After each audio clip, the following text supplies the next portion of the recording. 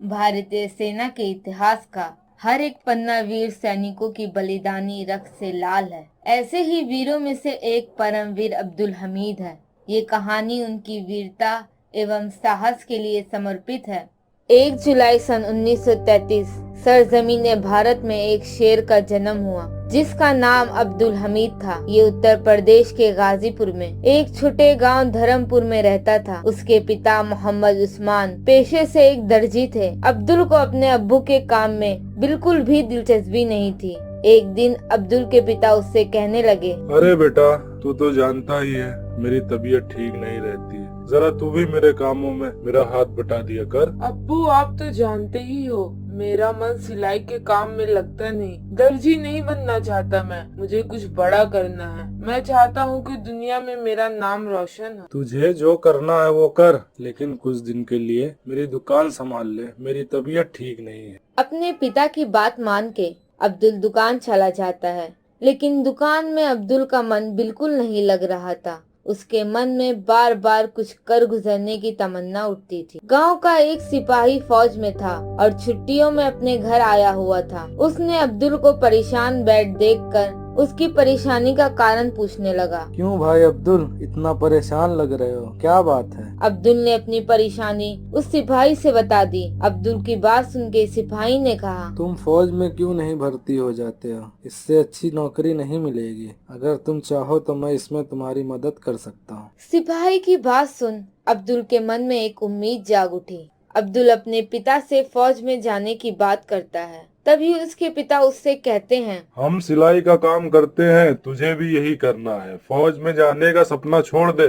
अब्दुल के पिता उससे साफ साफ मना कर देते हैं। कुछ समय बाद अब्दुल के पिता अपनी पत्नी से सलाह मशवरा करके उसकी शादी करा दी। सोचा कि वो अब फौज में जाने की जिद नहीं करेगा। अब्दुल की बीवी रसूलन अच्छे स्वभाव की थी। उसने अब्दुल की बेचैनी को देखा और कहा, सूरमा बनना है तो आप अपने सिपाही दोस्त के साथ फौज में चले जाओ। आप यहाँ की चिंता मत करना, मैं सब संभाल लूंगी। रसूलन ने दिल पर पत्थर रखकर अब्दुल को भर्ती दफ्तर भेज दिया। पिता से ननिहाल जाने का बहाना बनाकर अब्दुल फौज में भर्ती हो गया। सन 1965 में उसकी ट्रेनिंग खत्म होते होते चीन का हमला हो गया। अब्दुल भी मोर्चे पर गया। चीनी सैनिकों ने भारी तादाद में बढ़ना शुरू किया।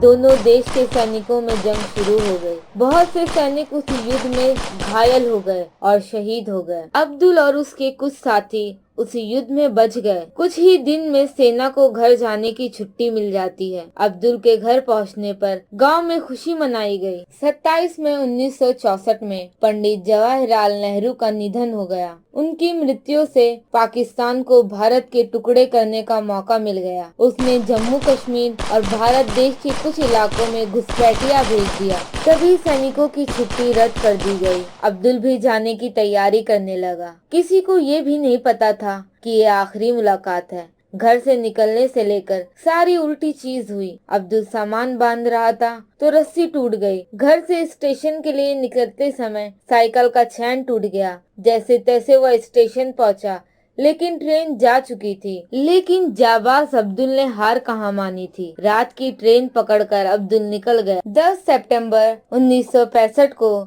सुबह 8 बजे हेमकरन के सपाक बिछों में पाकिस्तानी टैंक आगे बढ़ने लगे। वहां अब्दुल अपनी साथियों को लेकर पहुंच गया। एक जीप में सवार अब्दुल में ऐसी कमान संभाली कि दुश्मन के टैंकों को अपने गोलों से हरा दिया। अब दुश्मन की टैंकों ने अब्दुल को चारों ओर से घेर लिया। अब्दुल अपना रास्ता बदलते हुए दुश्मन को भुलावे में डालता रहा। उनकी तोपों और टैंकों ने उसकी ओर आग उगलना शुरू कर दिया, किंतु अब्दुल का हौसला पस्त न हुआ। बढ़ते बढ़ते हेमकरन में टैंक ब्लास्ट होते रहे और वहां दुश्मन की टैंकों का कब्रिस्तान सा बन गया। अकेला अब्दुल 2 टैंकों पर आग लगाकर तीसरे टैंक पर गोलियों की बौछार कर रहा था। उसी समय उसकी जीप एक जलते टैंक से टकरा गई।